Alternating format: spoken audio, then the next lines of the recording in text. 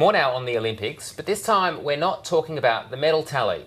Well, with uniforms ranging from the bad to the very ugly, not to mention coloured hair and the battles between sports brands for visibility, fashion has had its moment, in plural in fact, at the Rio Olympics in 2016. Well, for more, we're joined now by fashion writer Paddy Huntington. Wonderful to have you with us. Good morning. To comb through the ins and outs of the Rio Olympics as it stands in terms of a fashion point of view. Let's start with the good, the bad, the ugly. How do you rank the various official uniforms that we've seen? Well, it's interesting because every Olympics is usually, social media has really just amplified the conversation all around. I mean, in recent years, and there's usually some kind of controversy. In London in 2012, it was about Ralph Lauren's Made in USA uniforms, which actually prompted a change in legislation to ensure it wouldn't happen in future. This time, in the lead up, there was huge controversy from Iran and also Georgia, with people just hating what the uniform. I mean, in the case of Team Georgia, it was a national dress, a long white robe for the women with a red coat, which might be fine on their national day, but I mean, women's groups in particular said it was very old-fashioned, and it was, and in both cases, wags on social media said it was so bad that ISIS had claimed responsibility, which is... And in the case of Team Iran, they actually changed the uniform at the last minute. Theirs was likened to a pelican eraser, and anyway, they changed theirs at the last minute. That was also criticised as looking like a pizza delivery uniform.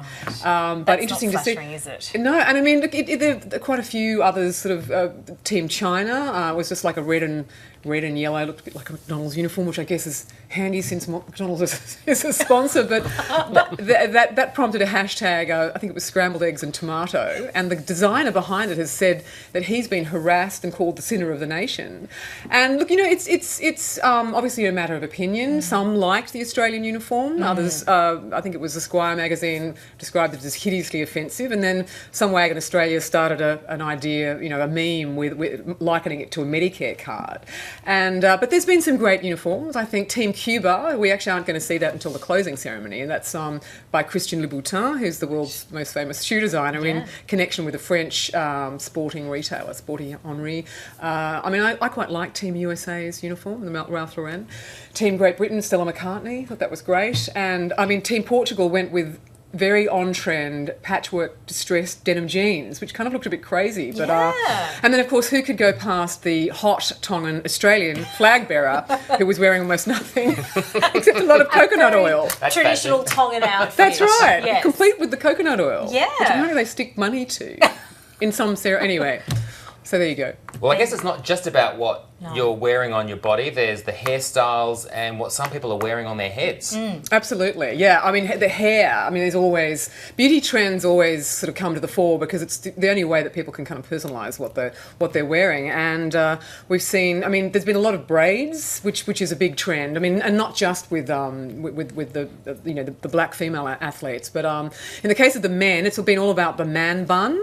And I'm seeing facial hair as well. A lot of facial hair. Yeah. And here's Australian sort of basketball Aaron Baines, who was 6'10", I think, and this top knot at the top. Just needed a little bit more on top there, did he? And some have suggested that they're actually performance-altering man buns, because I think the British gymnast Lewis Smith, his silver medal was blamed on his man bun. And who knows whether it's about luck, Slows you down. That's right. Not aerodynamic. The boomers yesterday maybe they needed less man buns when they were competing with Serbia. But with the women, Shelley-Ann Fraser-Price from Jamaica kicked this off by just before the Olympics having her hair dyed or weaved. I'm not quite sure how it's been done, but in the national colours of Jamaica. And we've seen it everywhere. We've seen it in the track and field. We've seen it in basketball, fencing. And it's not just the black athletes. There's a fencer she's from Eastern Europe, and of course Ryan Lochte, who has been been the bad boy of the games. And last Olympics, it was all about his sort of his grills that he had to put in his mouth and had to take them off before he got on the podium. This time he decided to bleach and dye his hair just before, and it was blue. But then over the course of the week of swimming, the chlorine turned it green. Yeah, that's a bit of a factor, isn't it? That's really the least of his worries, though. All right, well, we also saw some quite interesting and intricate designs on the helmets also being worn. Helmet art? Yeah. Yes, indeed we did. Yeah. And if you can say that the man buns, allegedly had some kind of impact on their performance, we saw this spectacular Peking opera-inspired art on the Chinese team. And, in this particular cycling event, they won gold. Yeah. They won China's first gold in that particular thing, and didn't they look fantastic? Just instead of just a plain helmet. And here's the American cyclist also had very patriotic sort of helmet art. It actually goes back. I think there's been a few helmets, throughout the years, but we saw a lot of it at Sochi, so at the last winter games, and these quite spectacular helmets in various disciplines. So yeah, another way you can personalise what you're in an otherwise very kind of uniform Yes. thing. Yeah. Now, we can't let you go without talking about the volleyball uniforms, the pressure the women are under, and we also have a very funny clip about what it would be like if the men had to dress that way. Take us through your observations there. Well, the beach volleyball thing has been a never-ending argument, and in fact in 2012 the regulations used to be that they had to wear a bikini, and it was a certain size bikini, whereas of course the men don't have to wear bikinis. But in 2012 the rules relaxed, and women were allowed to wear full length bodysuits, and in fact that allowed the Egyptian team to come and make history, sort of competing in the Olympics. So before that it was actually quite discriminatory.